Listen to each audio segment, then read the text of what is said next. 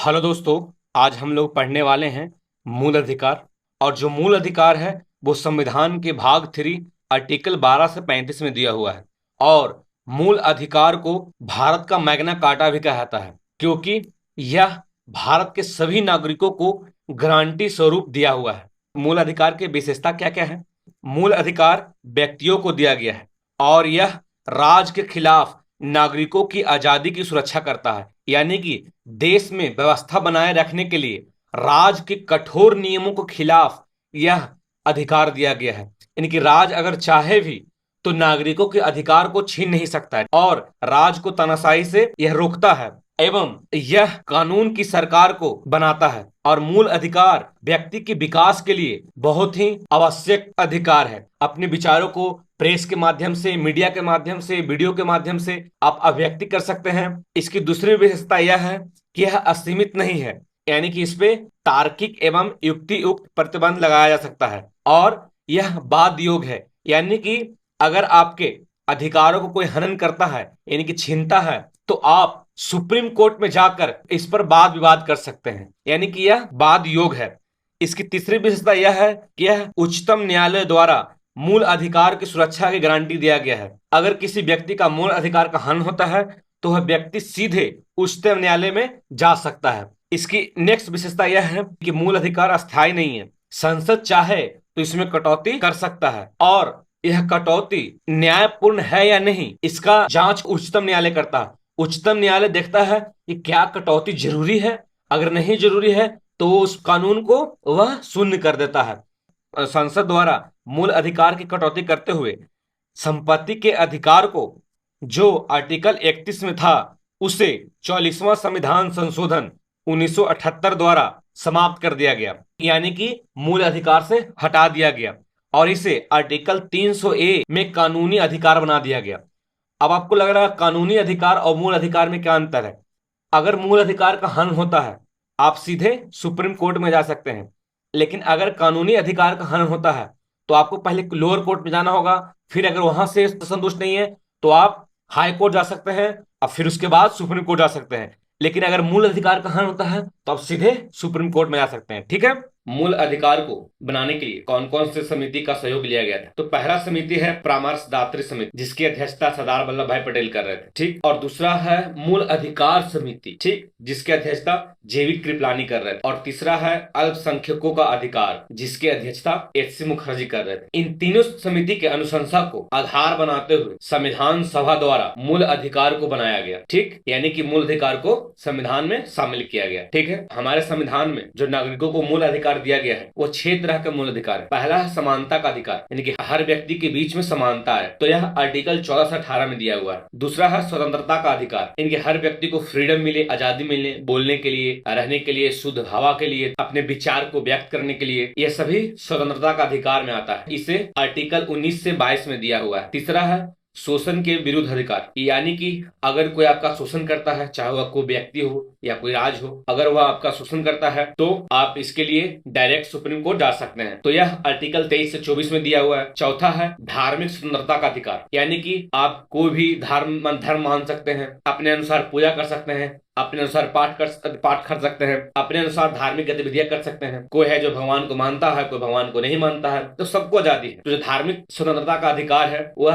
Article 25 से 28 में दिया हुआ है। पांचवा है सांस्कृतिक संरक्षण का अधिकार। सांस्कृतिक संरक्षण का मतलब है कि आप किस कल्चर को मानते हैं, आपकी भाषा क्या है, आपका लिपि क्या है, जो भी आपका संस्कृति है उसको आप संरक्षण कर सकते हैं। तो सांस्कृतिक संरक्षण का अधिकार आर्टिकल 29 से 30 में दिया हुआ है। छठा है संवैधानिक उपचारों का अधिकार। जो संवैधानिक उपचार का अधिकार है उसे डॉक्टर भीमराव अंबेडकर द्वारा संविधान की आत्मा कहा गया था। संवैधानिक उपचार का अधिकार में क्या सम्मिलित है? इसमें अगर किसी भी व्यक्ति का अगर मूल अधिकार का हनन होता है तो वह सीधे सुप्रीम कोर्ट जा सकता है, यानी कि सुप्रीम कोर्ट है जो मूल अधिकार को संरक्षण करेगा। ठीक है। तो इसे संविधान के आत्मा भी कहा जाता है। और इन सभी अधिकारों में से कौन से ऐसे अधिकार हैं जो सिर्फ और सिर्फ भारतीयों को प्राप्त है? तो पहला है आर्टिकल 15 भेदभाव से मुक्ति, आर्टिकल 16 लोक नियोजन में अवसर की समता, यानी कि सभी को रोजगार में समान अवसर मिलेगा।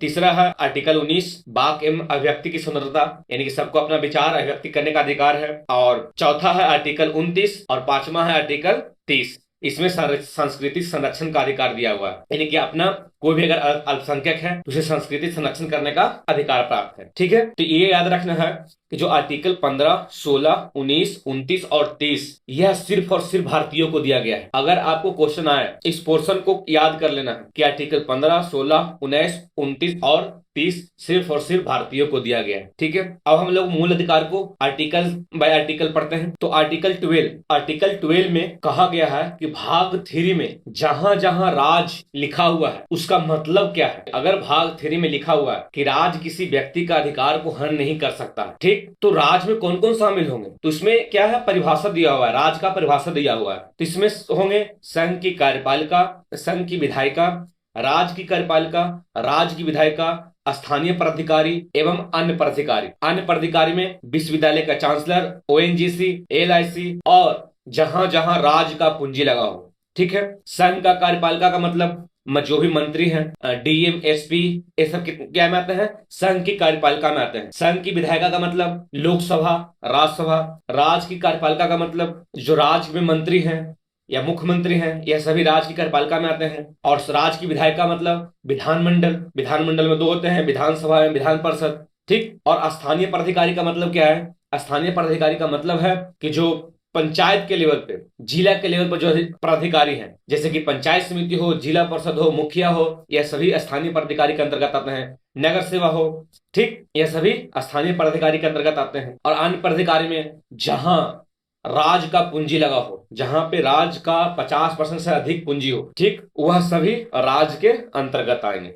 ठीक है, आर्टिकल 13 में क्या है, अगर कोई संसद ऐसी विधि बनाता है जो मूल अधिकार के खिलाफ हो, ठीक, या पहले से बना हुआ वो विधि हो जो मूल अधिकार के खिलाफ हो, तो वह सारी विधियां जिस हद तक मूल अधिकार को हनन करता है उस हद तक वह शून्य हो जाएगा। तो आर्टिकल 13(1) में क्या है, आजादी से पूर्व कोई ऐसी विधियां हैं जो मौलिक अधिकार को हनन करता है, तो जिस हद तक वह हनन करेगा उस हद तक वह शून्य हो जाएगा। यानी कि मान लीजिए कोई कानून है जिसमें 10 पैराग्राफ है और उसमें से 2 पैराग्राफ ऐसा है जो मूल अधिकार के खिलाफ है, तो वह दोनों पैराग्राफ समाप्त हो जाएगा, समाप्त नहीं हो जाएगा मतलब शून्य हो जाएगा।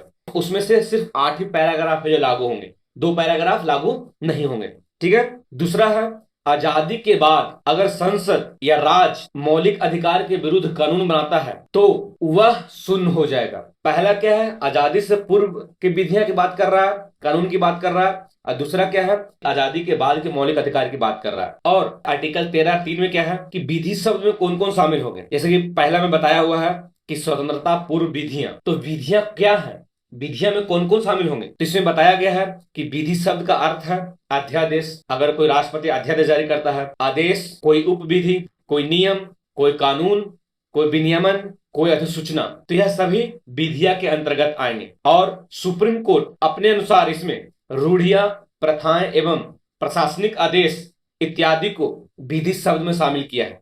अगर कोई ऐसी प्रथाएं हैं जो समाज में प्रचलित है जो मूल अधिकार के खिलाफ हो, उससे भी समाप्त करने का अधिकार है। और आर्टिकल 13(4) में क्या है, यह 1971 में 24वें संविधान संशोधन द्वारा जोड़ा गया था। इसमें क्या है ना कि संसद अपनी शक्ति को बढ़ाने के लिए यह संशोधन ऐड किया था। इसमें लिखा हुआ है कि अनुच्छेद 368 के अंतर्गत संविधान संशोधन को विधि नहीं माना जाएगा, क्योंकि इसमें जब संविधान बना था उस वक्त संविधान संशोधन के बारे में था ही नहीं कुछ भी, तो संविधान संशोधन विधि है नहीं, इसके लिए बहुत सारे वाद विवाद हो रहे हैं। तो 1971 में इसमें जोड़ दिया गया कि जो संविधान संशोधन है वह विधि नहीं है। तो आर्टिकल 13(4) पर एक जजमेंट आता है केशवानंद भारती बनाम केरल राज्य बाद। इसमें कहा कि संसद संविधान के किसी भाग में संशोधन कर सकता है, उसे पूर्ण अधिकार है, लेकिन संसद संविधान के मूलभूत ढांचे में परिवर्तन नहीं कर सकता है। तो संसद पूछा कि मूलभूत ढांचा क्या है, तो उसने कहा हम समय के साथ बताते जाएंगे कि संविधान के मूलभूत ढांचा क्या है। तो संविधान के मूलभूत ढांचा में अभी लोकतंत्र, पंथनिरपेक्ष, निष्पक्ष चुनाव, ये सभी अभी संविधान के मूलभूत ढांचा में आते हैं। और समय समय पर जो सुप्रीम कोर्ट है इस पे और ऐड करते जाता है, तो उसको ध्यान रखें। नेक्स्ट है समता का अधिकार। तो समता का अधिकार आर्टिकल 14 से 18 में दिया हुआ है। चूंकि राज्य के अंतर्गत जो भी नागरिक हैं सभी समान हैं, तो राज्य को यह जिम्मेदारी है कि नागरिकों के बीच में जो असमानता है उसे दूर किया जा सके। तो आर्टिकल 14 में है कि राज्य विधि के समक्ष समता या विधियों का समान संरक्षण से नागरिकों को वंचित नहीं करेगा। याद रखें कि जो विधि के समझ समता है वह यूके से लिया गया है, यूके मतलब ब्रिटेन से लिया गया है, और विधियों का जो समान संरक्षण है वह यूएसए से लिया गया है। अब इन दोनों का मतलब क्या है? इन दोनों का मतलब है कि कानून के नजर में जो जितने भी नागरिक है वह सभी समान है, सभी पे समान विधि लागू होगा, यानी कि कानून है जो सर्वोपरि है तथा सभी पर समान लागू होगा। लेकिन इसमें यह भी कहा गया है कि कुछ वर्ग ऐसे हैं जो वंचित वर्ग हैं, जो महिला वर्ग हैं या जो पिछड़े वर्ग हैं, उसके लिए अलग कानून बनाया जा सकता है। विधियों की समझ समता से तात्पर्य क्या है कि कोई भी व्यक्ति, अगर वह अमीर है, गरीब है, ऊंचा है, नीचा है, ठीक है, कोई अधिकारी है, कोई गैर अधिकारी है, वह सभी कानून से ऊपर नहीं है, वह सभी कानून के अंतर्गत ही आते हैं। और इसमें कुछ अपवाद भी दिया हुआ है। इसमें अपवाद में विदेशी राजदूत हैं, उस पर भारत के कानून लागू नहीं होते हैं। अगर कोई विदेशी राजदूत कुछ अपराध करता है या कुछ गलती करता है तो उसपे उस देश के कानून लागू होंगे जिस देश के वह नागरिक हैं, ठीक है। राष्ट्रपति या राज्यपाल जो क्रिमिनल एक्ट है वह लागू नहीं होते हैं। जब तक वह उस पद पर है तब तक क्रिमिनल एक्ट लागू नहीं होते हैं। तो कुछ व्यक्तियों को इसमें अपवाद में रखा गया है, लेकिन सामान्यतः कानून है जो सबके नजर में सबके लिए समान है, ठीक है। अब हम लोग देखते हैं आर्टिकल 15। तो आर्टिकल 15 में क्या है? आर्टिकल 15 में है कि राज्य नागरिकों के साथ केवल धर्म, जाति, वंश, लिंग, जन्म स्थान के आधार पर भेदभाव नहीं करेगा। यानी कि राज है जो यह नहीं कहेगा तुम इस जाति के हो, तुम इस वंश के हो, तुम इस लिंग के हो, तो इसके आधार पर उसके साथ भेदभाव नहीं करेगा, ठीक है। और आर्टिकल 15(2) में है कि राज होटलों, मनोरंजन स्थान पर रोक नहीं लगाएगा। राज द्वारा पोषित यानी कि राज द्वारा बनाया गया कुआं हो, तालाब हो, स्नान घाट हो, सड़क हो या सार्वजनिक स्थान हो, उसके उपयोग पर वंचित नहीं करेगा। क्योंकि आपको पता है जब हम लोग हिस्ट्री पढ़ते हैं तो उसमें पढ़ना होता है किस तरह से किसी खास जाति को सड़क पे नहीं चलने दिया जाता था, या अंग्रेज द्वारा ही कहा जाता था होटल या रेस्तरां में बोर्ड पर लिखा हुआ रहता था कि भारतीयों और कुत्तों को आना अलाउ नहीं है, ठीक है। सड़क पे नहीं चलने दिया जाता था, गोरों लोगों के लिए अलग सड़क था तथा जो भारतीय थे उनके लिए अलग सड़क था, ट्रेन अलग था उन लोग के लिए, हम लोग के लिए ट्रेन अलग था। तो क्या था? ये भेदभाव नहीं था। तो इसलिए संविधान में यह लिख दिया गया कि राज है जो धर्म, जाति, वंश, लिंग, जन्म स्थान के आधार पर भेदभाव नहीं करेगा, ठीक है। और आर्टिकल 15 के तहत कुछ अपवाद भी दिए गए हैं। तो आर्टिकल 15(3) में लिखा हुआ है कि राज्य चाहे तो महिला एवं बच्चों के उत्थान के लिए विशेष प्रावधान कर सकता है। क्योंकि महिलाओं का अलग प्रोग्राम रहता है, बच्चों के लिए अलग प्रोग्राम रहता है, तो उन लोगों के लिए अलग कानून बना सकता है, ठीक है। आर्टिकल 15(4) में लिखा हुआ है कि राज्य चाहे तो सार्वजनिक शिक्षण संस्थानों में ओबीसी, एससी, एसटी के लिए सीट आरक्षित कर सकता है। इसे फर्स्ट संविधान संशोधन 1951 द्वारा जोड़ा गया था, ठीक है। आर्टिकल 15(5) में क्या है? आर्टिकल 15(5) में है कि ओबीसी, एससी, एसटी के लिए निजी शिक्षण संस्थान में भी आरक्षण किया जा सकता है। निजी मतलब प्राइवेट जो स्कूल होते हैं, प्राइवेट जो कॉलेज होते हैं, वहां भी आरक्षण किया जा सकता है। इसे 93rd संविधान संशोधन 2005 द्वारा जोड़ा गया था। और हाल ही में आर्टिकल 15(6) जोड़ा गया। तो इसमें ईडब्ल्यूएस के लिए 10% आरक्षण की व्यवस्था किया गया। यानी कि जो जनरल कैटेगरी के लोग हैं उसमें जो आर्थिक रूप से पिछड़ा वर्ग है, यानी कि आर्थिक रूप से जो कमजोर है, उसे 10% आरक्षण का प्रावधान किया गया। इसे 103वां संविधान संशोधन 2019 द्वारा जोड़ा गया है। अब हम लोग देखते हैं कि पिछड़ा वर्ग का परिभाषा क्या है। अंग्रेजों द्वारा 1935 में पिछड़ा वर्ग के लिए आरक्षण का प्रावधान किया गया और उस वक्त पिछड़ा वर्ग में सिर्फ और सिर्फ एससी और एसटी को आरक्षण दिया गया। लेकिन जब देश आजाद हुआ तो 1953 में अन्य पिछड़ा वर्ग यानी कि जो पहले से पिछड़ा वर्ग में शामिल है उससे छोड़कर और कौन कौन से ऐसे जाति हैं जो पिछड़ा वर्ग में जिनको शामिल किया जा सकता है, तो उनके लिए काका कलेकर आयोग का गठन किया गया। और फिर 1979 में मोरारजी देसाई की सरकार में मंडल आयोग का गठन किया गया, जिसकी अध्यक्षता बिंदेश्वरी प्रसाद मंडल द्वारा किया गया था।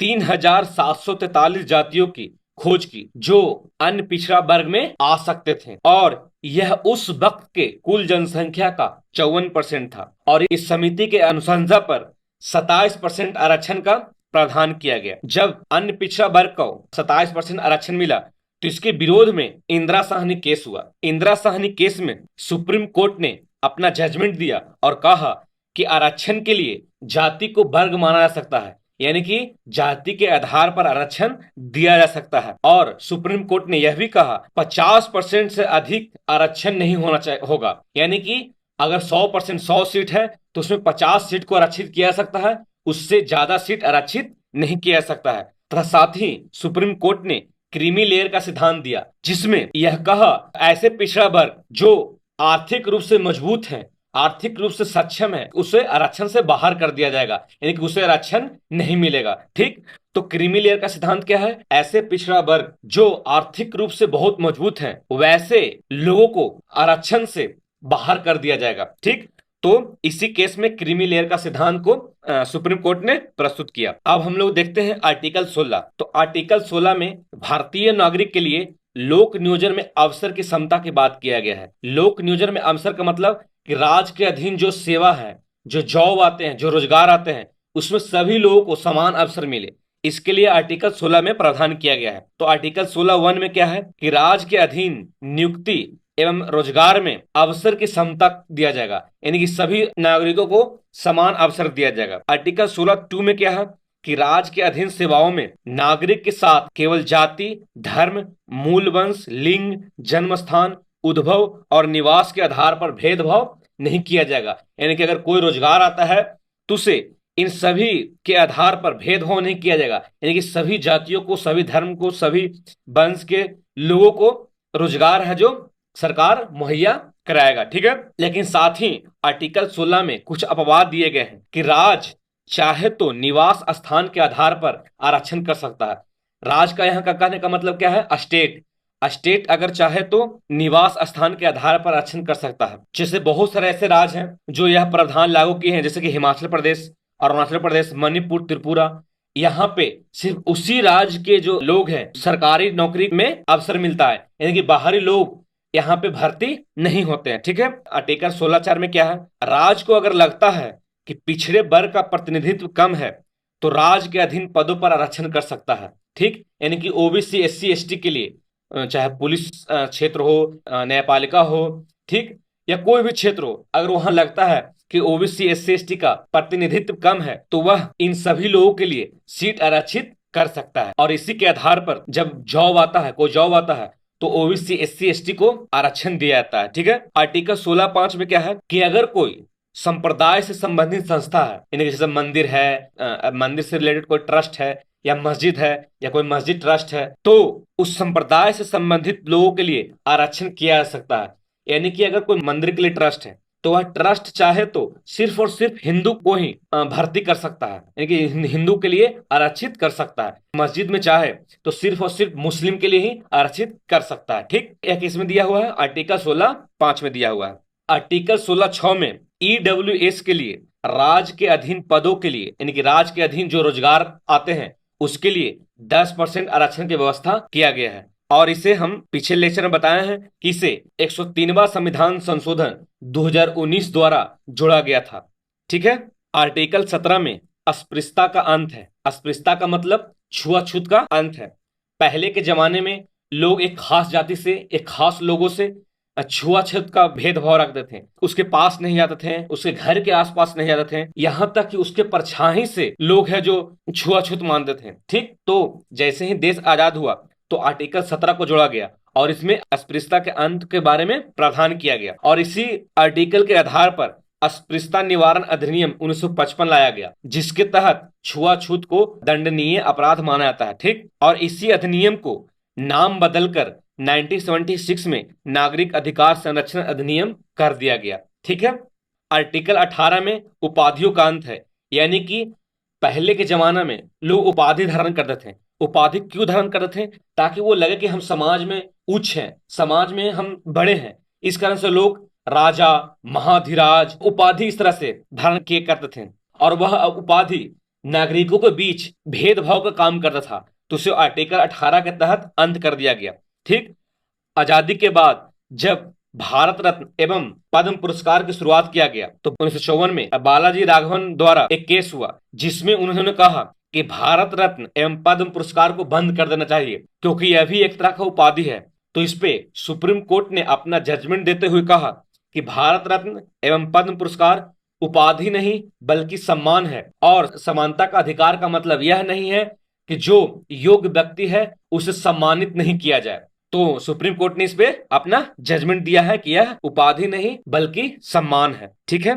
आर्टिकल 18 में कुछ अपवाद भी दिए गए हैं, जैसे कि शिक्षा एवं सैन्य क्षेत्र में उपाधि ग्रहण किया जा सकता है। ठीक, सिर्फ और सिर्फ अपवाद है शिक्षा एवं सैन्य। ठीक है। तो दोस्तों, आज का लेक्चर यहीं तक। हम लोग मिलेंगे कल के लेक्चर में, और कल हम लोग जानेंगे आर्टिकल 19 से आगे। तब तक इस चैनल को लाइक करें, शेयर करें, सब्सक्राइब करें। थैंक यू, धन्यवाद।